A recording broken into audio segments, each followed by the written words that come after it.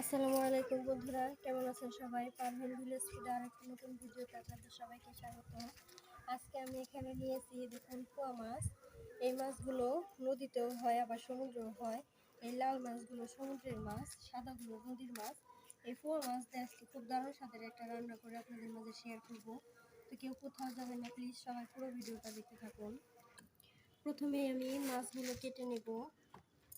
এভাবে মাছের যে কাঁটাগুলো থাকে এই কাঁটাগুলো ভালোভাবে সাবধানতার সাথে কাটতে হবে, যাতে হাতে না বেঁধে যায়।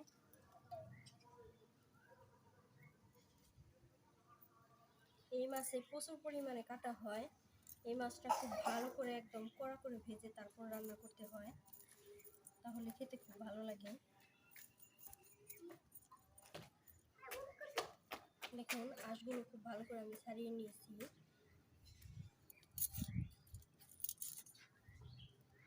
এভাবে মাছের মুখটা কেটে একটা মাছ আমার কাটা হয়ে গেল। একইভাবে আমি সবগুলো মাছই কেটে নেব।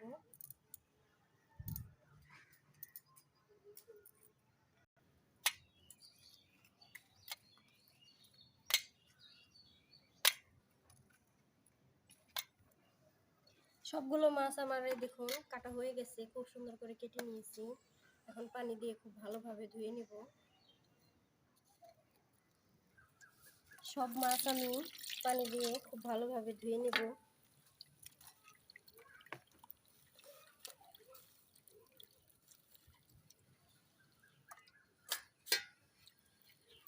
পানি পাল্টে পাল্টে ভালো করে ধুতে হবে।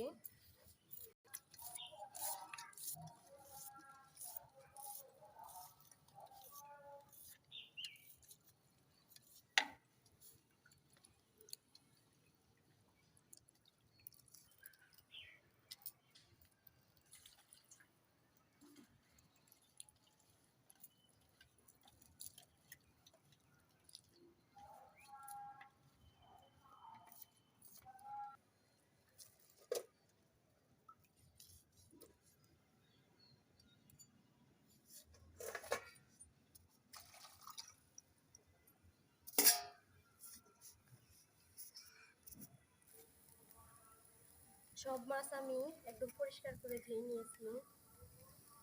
এখন আমি মাছে হলুদের গুঁড়া, শুকনো মরিচের গুঁড়া আর লবণ মাখিয়ে নেব। মাছগুলো খুব ভালোভাবে ভাজতে হবে।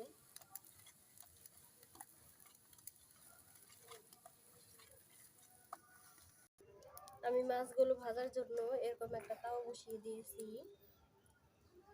এখানে আমি তেল দিয়ে দিব। তেলটা প্রথমে খুব ভালো করে গরম করে নিতে হবে। খুব ভালো করে গরম হয়ে গেছে, এখন আমি মাছগুলো দিয়ে দেব।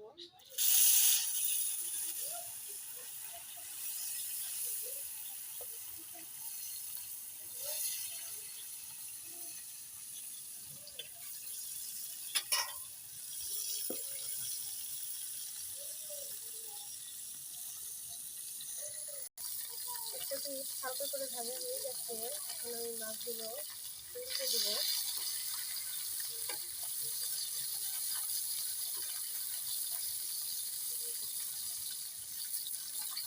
উল্টে পাল্টে একদম লাল করে ভাজতে হবে, কড়া করে, তাহলে খেতে খুব ভালো লাগবে। এগুলো আমি খুব সুন্দর করে দেখুন একদম লাল লাল করে ভেজে নিয়েছি। এখন তুলে নেব। এরকম লাল করে ভাজতে হবে, তাহলে রান্না করলে আর কাটা কাটা বাজবে না, নাহলে কাটা বাজবে। এই মাছে প্রচুর পরিমাণে কাটা থাকে। মাছগুলো আমার ভাজা হয়ে গেছে, এখন কড়াই বসিয়ে দিয়েছি চুলায়। কড়াইতে দিয়ে দিব সাদা তেল। তেলটাও গরম হয়ে গেছে, ফোড়নে দিব এখানে আমি কালো জিরে আর শুকনো মরিচ।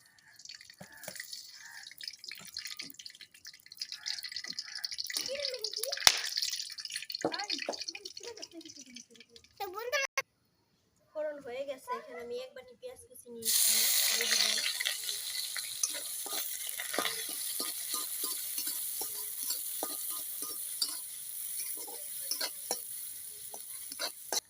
পেঁয়াজগুলো আমি হালকা একটু ভেজে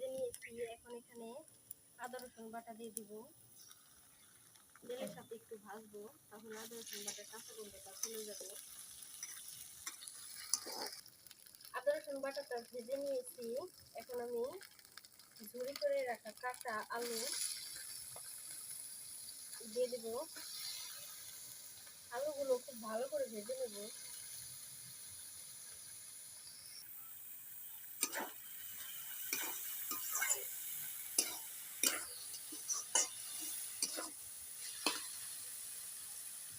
এখানে দিয়ে দেব স্বাদ মতো একটু লবণ, তাহলে আলুগুলো খুব তাড়াতাড়ি ভাজা হয়ে যাবে।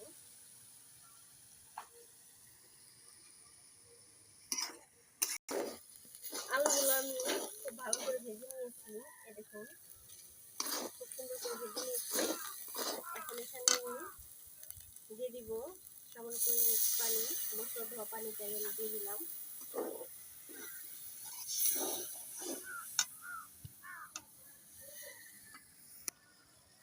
প্রথমে আমি এখানে কাঁচামরিচ দিয়ে দিব, তারপর দিয়ে দিব এখানে হলুদের গুঁড়া নিয়েছি 1/2 চামচ, আর শুকনো মরিচের গুঁড়া নিয়েছি 1.5 চামচ। রান্নাটা একটু ঝাল ঝাল হলে খেতে ভালো লাগবে, সেজন্য আমি একটু ঝাল করে রান্না করলাম। মশলার সাথে আলুটা খুব ভালোভাবে কষে নেব।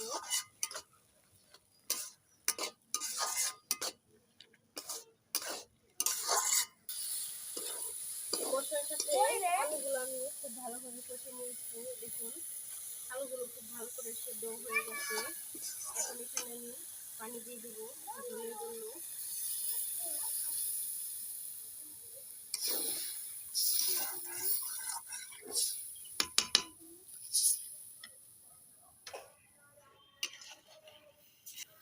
ঝোলটা আজকে আমি গ্রেভি গ্রেভি রাখবো। ঝোলটা ফুটে মাছটা দিয়ে দেব। দেখুন ঝোলটা খুব সুন্দর করে ফুটে উঠেছে। এখন আমি মাছগুলো সব দিয়ে দেব।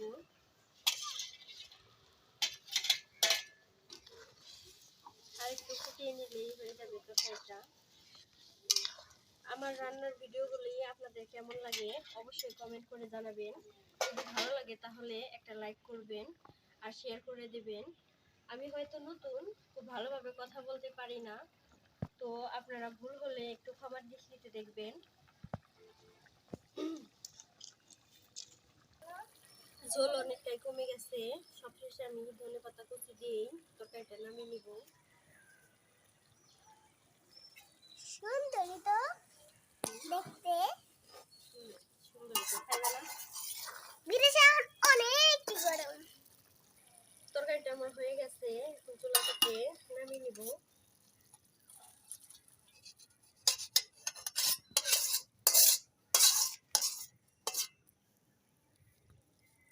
দেখুন আমি একদম ঝোল রাখিনি, ঝোলটা একবারে মাখো মাখো করেছি।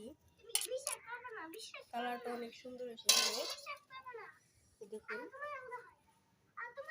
এরকম আরো রান্নার নিত্য নতুন ভিডিও পেতে পারভিন ভিলেজ ফুড চ্যানেলটিকে আপনারা অবশ্যই সাবস্ক্রাইব করবেন আর পাশে থাকা নোটিফিকেশনটি অন করে রাখবেন, যাতে আমি ভিডিও ছাড়ার সাথে সাথে আপনারা পেয়ে যান। আমার ভিডিওগুলো যদি আপনাদের ভালো লাগে তাহলে অবশ্যই লাইক কমেন্ট শেয়ার করবেন। আজকের ভিডিওটা এই পর্যন্তই। সবাই ভালো থাকবেন, সুস্থ থাকবেন। আল্লাহ হাফেজ।